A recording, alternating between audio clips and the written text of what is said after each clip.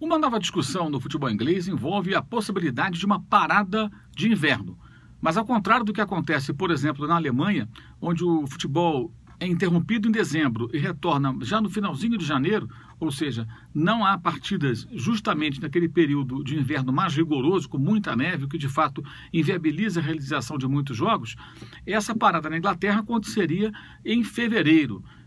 A ideia é fazer isso a partir da temporada 2019-2020, ou seja, seria em fevereiro de 2020, daqui a 2 anos aproximadamente, né? Não está decidido ainda, gera muita discussão.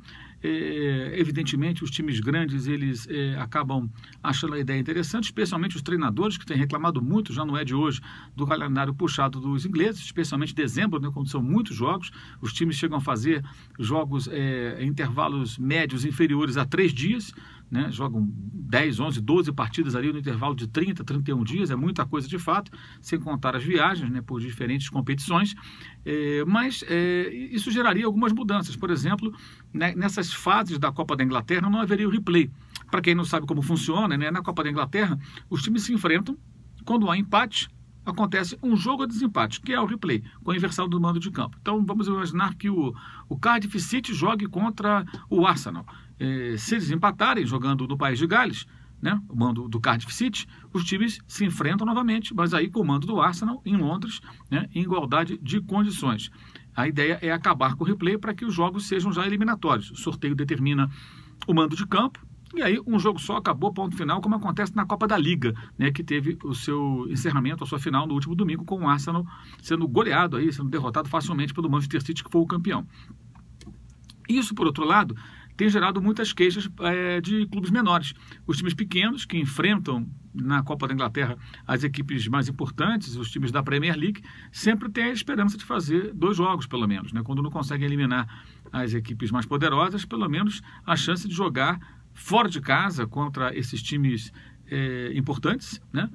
Ou forçar o jogo nos seus estádios para receber essas equipes. O fim do replay eliminaria essa possibilidade. Ou seja, é uma discussão importante e que tem que ser olhada por todos os ângulos, né? Pensando nos times grandes, na saúde dos jogadores, na melhor condição atlética para a disputa de torneios, inclusive internacionais, sem dúvida, uma interrupção, uma recuperação aí dos jogadores num intervalo próximo de 2 semanas cairia muito bem. Por outro lado, os times menores sofreriam com esse eventual baque. Não muito diferente das discussões que acontecem aqui no Brasil com relação aos estaduais, né? Se acabarem os estaduais, como é que vai ser com os times pequenos? Embora aqui as coisas funcionem de uma forma muito torta, não tão estruturada. Um exemplo disso, no ano passado, 2017, o time que mais fez partidas aqui no Brasil foi o Flamengo. Jogou 83 partidas. Ele foi à final do Carioca, foi à final da Copa do Brasil, foi à final da Sul-Americana, jogou todas as rodadas, claro, do Brasileiro, ainda jogou a primeira fase, a fase de grupos da Libertadores, somando tudo, 83 jogos.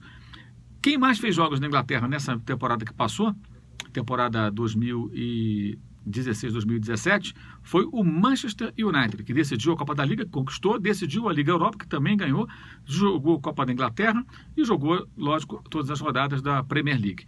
Mas foram 64 jogos oficiais, ou seja, mesmo fazendo um número elevadíssimo de partidas para o padrão europeu, inclusive para o padrão inglês, foram 19 jogos a menos em relação ao Flamengo, na comparação com o Flamengo. Ou seja, mesmo quando a gente reclama do calendário inglês, mesmo quando eles lá protestam, acham que precisam parar, que tem jogo demais, fica claro que a diferença é muito grande ainda em relação ao que acontece aqui no Brasil. Os jogos aqui ainda são disputados numa quantidade exagerada, demasiada e sem a qualidade que eles conseguem apresentar nas partidas, especialmente os jogos da Premier League.